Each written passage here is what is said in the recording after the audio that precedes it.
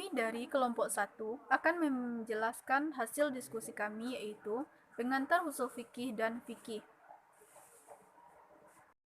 Assalamualaikum warahmatullahi wabarakatuh. Perkenalkan, nama saya Cici Kumalasari, NIM 32200002. Saya akan menjelaskan yaitu pengertian usul fikih dan fikih. Usul fikih adalah ilmu pengetahuan dari hal-hal kaidah-kaidah dan pembahasan-pembahasan yang dapat membawa kepada pengambilan hukum-hukum tentang amalan perbuatan manusia dari dalil-dalil yang terperinci. Fikih menurut bahasa yaitu paham, seperti dalam firman Allah, maka mengapa orang-orang itu munafik, hampir tidak memahami pembicaraan sedikit pun. Quran Surat An-Nas ayat 78 dan sabda Rasulullah Shallallahu Alaihi Wasallam menjelaskan, yaitu sesungguhnya panjangnya sholat dan pendeknya khutbah seorang merupakan tanda kepahaman. Fikih secara istilah mengandung dua arti, yaitu pengetahuan tentang hukum syariat yang berkaitan dengan perbuatan atau perkataan mukallaf atau mereka. Secara istilah, fikih adalah ilmu yang menerangkan tentang hukum-hukum syar'i yang berkaitan dengan perbuatan-perbuatan para mu'alaf yang dikeluarkan dari dalil-dalil terperinci. Maksud dari mu'alaf adalah seorang yang layak diberikan dengan kewajiban diantaranya keistimewaan.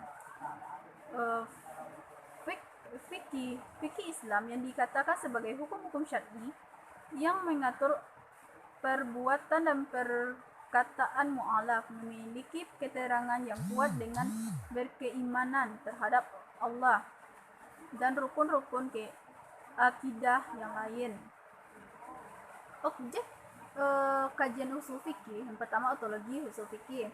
Otologi usul fikih berasal dari kata Yunani yaitu ota atau disebut dengan logos. Studi tentang teori.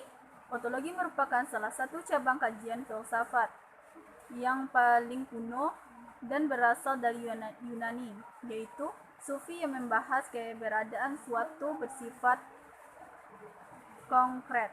Otologi ilmu mengkaji apa hakikat atau pengetahuan ilmiah. Otologi ilmu yang membatasi ruang kajian keilmuan yang dapat dipikirkan manusia secara secara rasional yang biasanya diamati secara panca indera manusia. Otologi ilmu usul fikih adalah wilayah kajian apa yang dibahas dalam ilmu usul fikih. Yang kedua, etimologi usul fikih. Etimologi usul fikih merupakan cabang filsafat yang menyelidiki asal sifat metode pembahasan pengetahuan manusia. Etimologi usul fikih merupakan cabang filsafat yang menyelidiki asal filsafat, metode, dan pembahasan pengetahuan manusia. Epistemologi usul fikih dalam pandangan Al-Jabari termasuk dalam nalar bayani. Sumber pengetahuan dalam epistemologi adalah teks. Sumber ilmu usul fikih adalah penalaran akal, bukan teks. Namun, pandangan Al-Jabri keliru karena ilmu usul fikih membicarakan kaidah bukan teks. Namun, epistemologi usul fikih juga dapat dijelaskan bahwa sumber pengetahuan dari usul fikih juga dapat dijelaskan bahwa sumber usul fikih adalah teks Al-Quran dan Al-Hadis. Yang ketiga, al-aksiologi usul fikih, yaitu berasal dari bahasa Yunani yang artinya nilai dan logos adalah teori, sehingga aksiologi adalah teori yang dinilai. Landasan aksiologis. Aksiologi usul fikih adalah tentang nilai. Landasan aksiologi yang menyangkut teori umum tentang nilai atau studi tentang hakikat nilai yang bermanfaat pengetahuan. Usul fikih merupakan ilmu pembelajaran dasar-dasar metode-metode pendekatan-pendekatan dari teori yang digunakan dalam menangkap dan memahami maksud Tuhan. Fungsi usul fikih untuk membimbing manusia dalam menangkap maksud Tuhan dengan benar. kaidah dari teori dalam ilmu ini selalu diarahkan dalam rangka menangkap maksud Tuhan. Usul fikih membantu memecahkan persoalan terhadap manusia. Dalam spesifik filsafat ilmu, kesejahteraan manusia yang ingin diwujudkan ilmu adalah kesejahteraan duniawi saja. Sementara baksiologi, usul fikih mewujudkan kesejahteraan manusia di dunia dan di akhirat. Sekian materi dari saya, selanjutnya akan ditambahkan oleh rekan saya, oleh Dinul Alfa. Kepada Dinul Alfa, saya persilakan.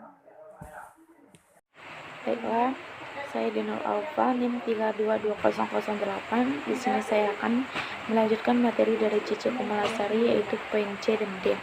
Poin C yaitu kegunaan usul fikih. Kegunaan usul fikih yaitu untuk dapat menerapkan kaidah-kaidah terhadap dalil-dalil syara yang terperinci agar sampai kepada hukum-hukum syara yang bersifat amali yang ditunjukkan oleh dalil-dalil. Menurut Al-Khaldun Baykh dalam kitab usul fikihnya, kegunaan dan tujuan mempelajari ilmu usul fikih adalah sebagai berikut. Yang pertama, mengemukakan syarat yang harus dimiliki oleh seorang mujtahid agar mampu menggali hukum syarat seseorang secara tepat. 2. Sebagai acuan dalam menentukan dan menetapkan syarat melalui metode yang dikembangkan oleh para mujtahid sehingga dapat memecahkan persoalan yang baru muncul. 3. Memelihara agama dari penyimpangan, penyalahgunaan sumber dan dalil hukum. Usul fikih menjadi tolak ukur kebenaran sebagai ijtihad.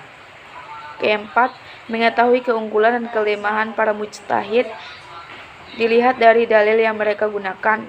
Kelima, mengetahui kekuatan dan kelemahan suatu pendapat secara hukum Islam, dapat melakukan seleksi salah satu dalil atau pendapat tersebut yang memukakan pendapatnya.